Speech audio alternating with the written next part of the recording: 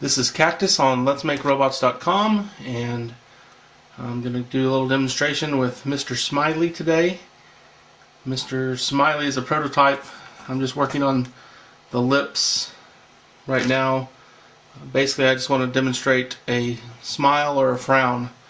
The black is parts of a zip tie, a cable tie, and if you apply a torque on two sides, you can go down, make a smile, apply torques in the opposite direction, the lip changes direction, and you have a frown.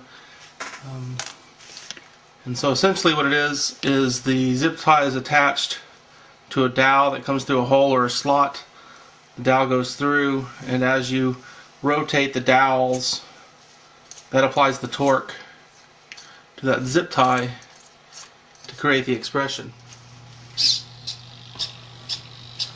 Let's see that working there.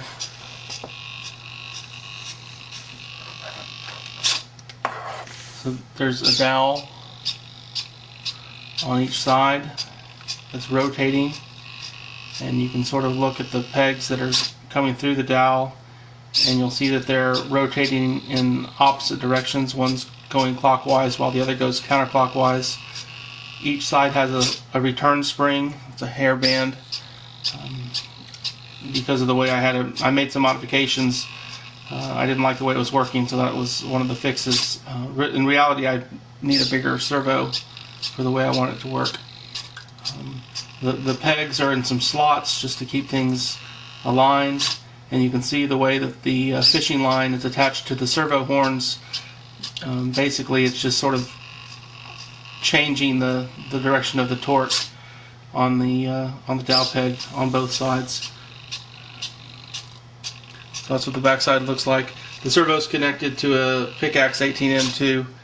I'm just running off a battery pack, and then connected to via the programming serial line to the laptop to get its commands for the sentiment analysis portion from the Perl script. What the Perl script is going to do is going to take some sentence I type in, and it's going to do a very, very basic analysis looking for keywords that have happy or sad meaning and try to interpret it. So here's a neutral statement. This statement is neutral. And that's the neutral expression. This statement is sad. It's a sad statement. The torture was horrible. That's another frown, another sad face. Now we can say this is happy. This is happy. This should get even more of a smile. She was beautiful and superb. And but since it is a very basic interpretation right now, you can get a statement that